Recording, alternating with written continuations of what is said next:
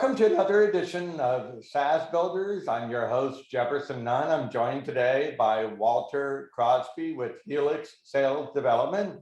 Hey, how's it going, man? I am doing well. How about yourself? Doing great, doing great. So there's all kinds of exciting projects that we're working on, and I know a lot of them, sometimes they just don't know how to get that first sale in. And so I think that's what we're going to try to talk about a little bit here today. Might as well jump right into it. So tell me a little bit more about what you do and how to get from here to there. We appreciate the intro and the opportunity to chat, Jefferson. We at Helix, we help CEOs of mid-market companies, typically manufacturers, distributors, who are frustrated with some aspect of their sales organization. Sometimes it's they're having trouble hiring the right people for their role. And sometimes they're having trouble with accountability.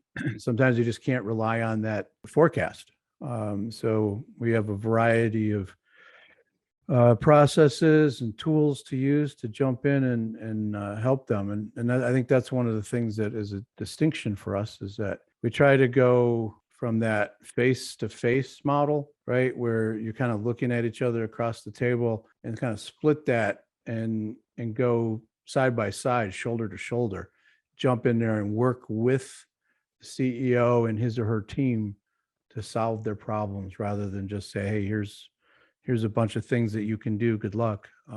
We kind of jump in there and bump shoulders and help them fix it. Yeah, that's fantastic. I think almost every company that I've come across has a similar problem when it comes to sales. In fact, I was reading it was starting to get really hard to hire good salespeople in today's market. So maybe what are some of the tips to think about if you're trying to recruit that good sales team? That's a good place to go. I think there's a couple of things that a company can do to improve their odds of finding the right salesperson for their role, who will sell to their customers at their price points against their competition. And I think it starts with really defining the role of what we want this person to do. And I'm not talking about a set of responsibilities and accountabilities, but what are the outcomes that the company needs this salesperson to accomplish on a weekly, monthly, quarterly basis, and really spend some time understanding what that is, and have it be about outcomes and activities, things that salesperson can control, and stay away from those traditional, they got to know my business, they got to know my industry. Unless we're really highly technical, right, there's usually a workaround there with somebody that knows how to sell, that knows how to talk to the appropriate decision makers. They can get out there and start selling, and you can bring somebody technical in to support along the way. And I think the other thing that a company can do themselves is to write an ad that will attract the type of salesperson they're looking for. And what I mean by that is, instead of writing the ad where, again, it's like, responsibilities and accountabilities, you're going to do these things and you're going to be responsible for these things. Take all of that out of the ad and start with describing who you are looking for. So when that person reads the ad, they say to themselves, I do that. I know how to do that. I'm pretty good at doing those things. I'm really good at talking to those types of people. So if we describe, what the industry looks like, who the decision makers are, what they need to be good at, right? If that salesperson needs to be good at hunting, does that salesperson need to be good at following a sales process? Do they need to be good at using social media? Whatever is important, have that in the ad, that they're, describe what those things are. Kind of just flip everything on the ear, if you will, of what people have done. And we've helped companies hire 4 salespeople in the last 3 weeks, and part of it is getting clear about that profile and getting clear about an ad that's going to attract those people. And then I think if we wanted to add a third thing here that they could do is focus on asking questions of the salesperson, treating them with respect, treating them as a professional, but keep them on their toes. Look at their resume, look for the things that don't make sense, challenge them, not to be mean, but challenge them to see how they're going to react. We kind of want to treat them like a prospect would treat a salesperson and get a sense as to how they're going to operate. Can they take a little bit of pressure? Again, we don't need to be unprofessional and difficult.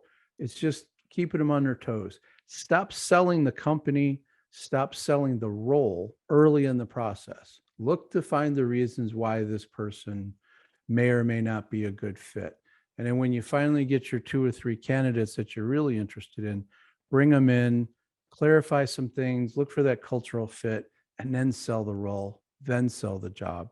It's really different than the typical HR model. If you do that, we find that it brings in the right quality of candidate. We had a tool to use to help sort that out, but those 3 things people can do on their own and really make a difference. That's really, really amazing advice. And thank you very much for that. So, but one of the other things I mentioned, was that overall industry. It seems like right now, sales, a lot of companies are just struggling to recruit. They're offering bonuses, they're offering incentives, and nobody's applying. Can you speak to that a little bit? There's a couple of things going on and I think that there's more people coming into the market. There's more people looking, because as companies start to bring employees back from the whole COVID work from home situation, many of the employees, especially the younger ones, are very comfortable working remotely. So they're looking for at least a hybrid situation. So for companies that are looking to hire, that is something that they need to consider. They need to consider what that remote office hybrid situation looks like. And you have to have the right management pieces in place. You have to be able to manage people remotely. Salespeople are traditionally used to working remotely.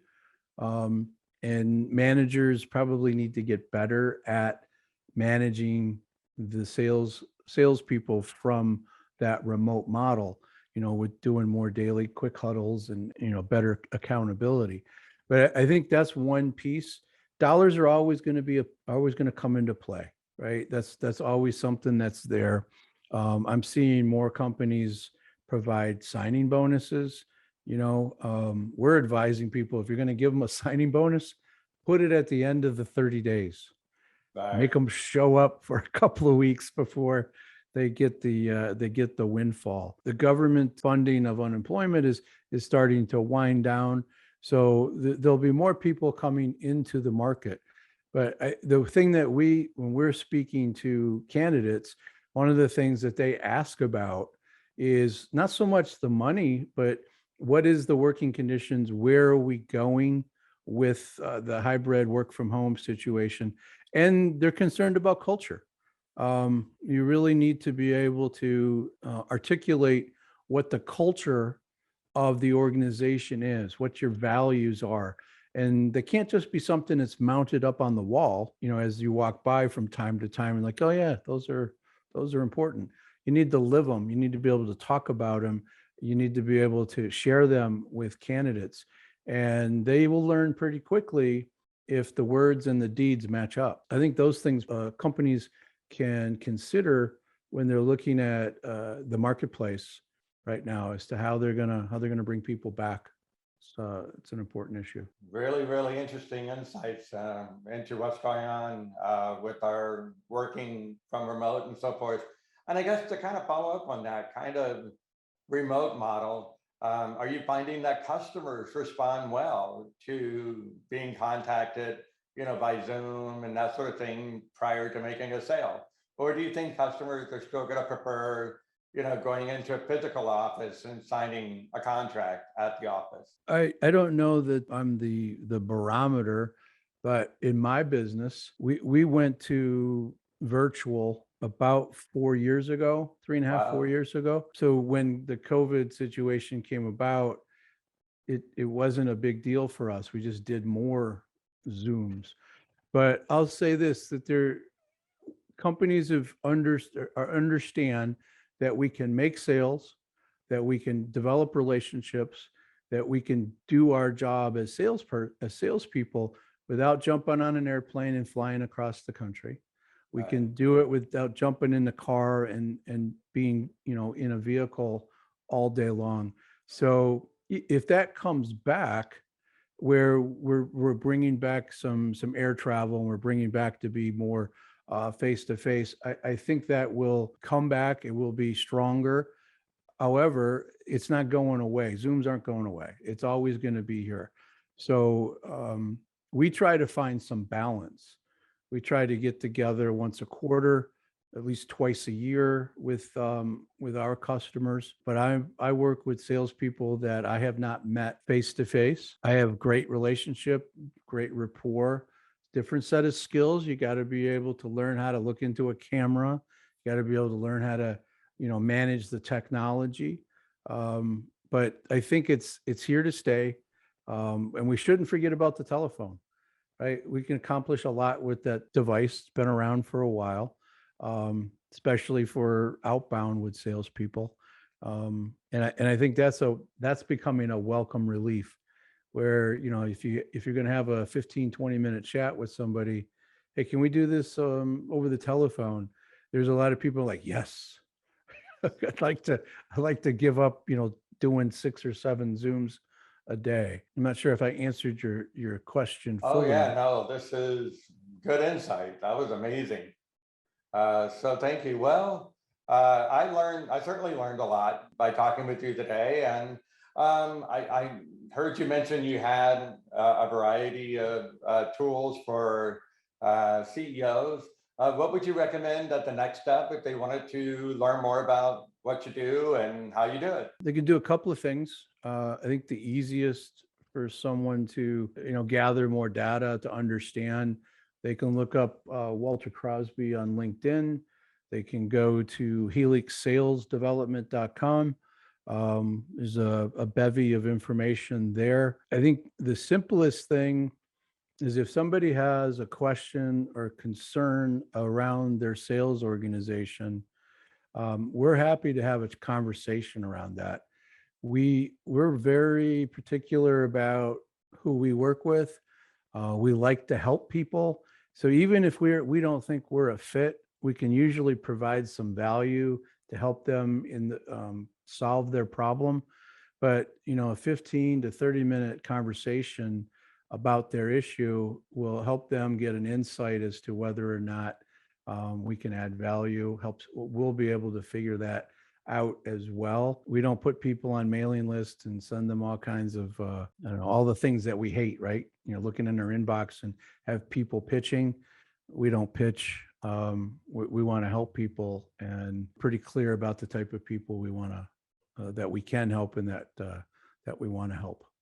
So our website and LinkedIn is probably telephone numbers. You'll probably have that in your show notes. So Absolutely. So that's the easy thing to do. Awesome. Well, any final thoughts or tidbits for our listeners and viewers? Making sure you have the right people on your in your sales organization, not just salespeople, but sales managers, right? That those sales managers hopefully are getting the support they need.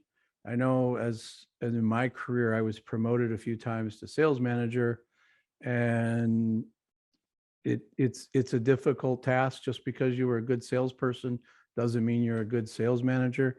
So don't forget about them. They're an asset that is under leveraged in a company, and they usually need some help, and they don't realize it. So keep an eye out to help your sales managers out, and that will help your sales organization. Awesome.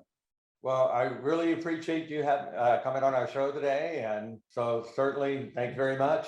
Glad to have you. Thanks for having me. It was fun. Appreciate the conversation. Thanks, Jefferson.